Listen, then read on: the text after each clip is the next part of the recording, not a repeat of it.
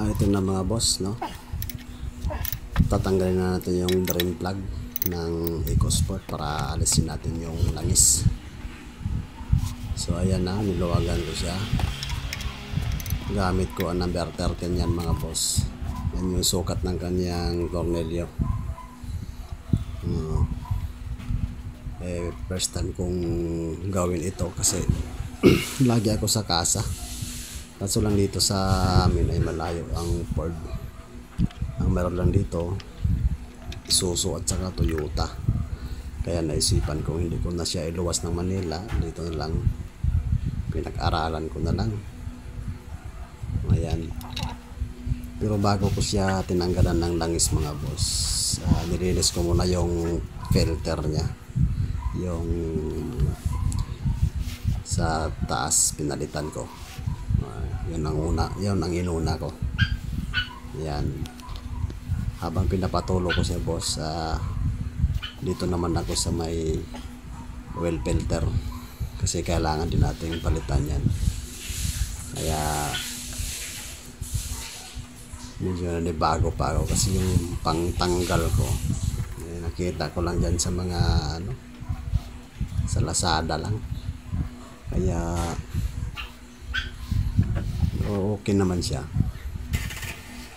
Ayan, tinanggal ko na ngayon. Kasi papalitan natin ng bago.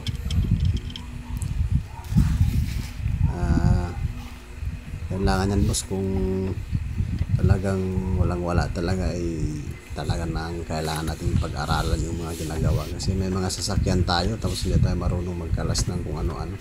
First time ko ang ginawa ito sa tagal kong may sasakyan. Ngayon lang ako nakapag-change oil na yung sasakyan.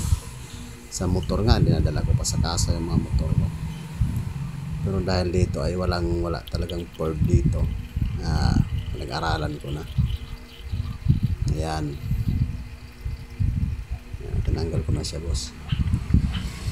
Pero pag yung bago niyan, pag bago natin ikabit ay kailangan palang lagyan ng yan, langis muna yung sa may bunganga niya. Nilalagyan ng langis. Kaya yan din ang gagawin ko mamaya. Yan.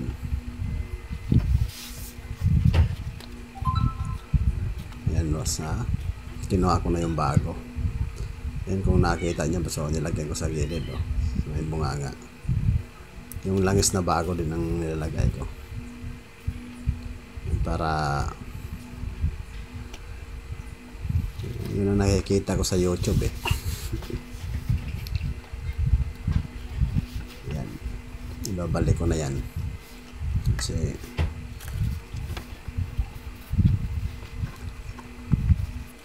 buti na lang lahat ng ang nabili kong filter ay sukat din.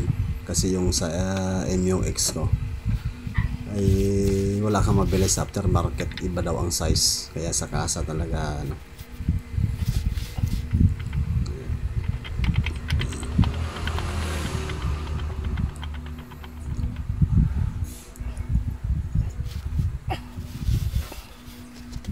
medyo lang, hirap lang dukotin kasi sikip.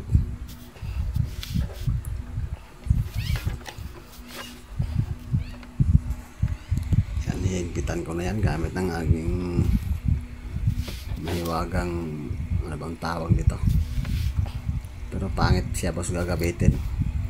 Kaya bibili ako ng bago yung kasi siyempre nabasa na siya ng langis. Pag ipinihit mo pahigpit, hindi siya masyadong nahigpit, na madulas yung gawa ng mayroon na siyang langis, basa na yung kamay mo ng langis. O ayan na mga boss,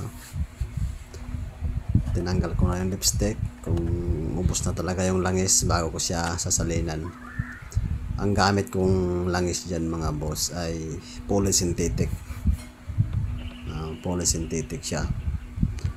10,000 kilometer bago ka uli mag change oil.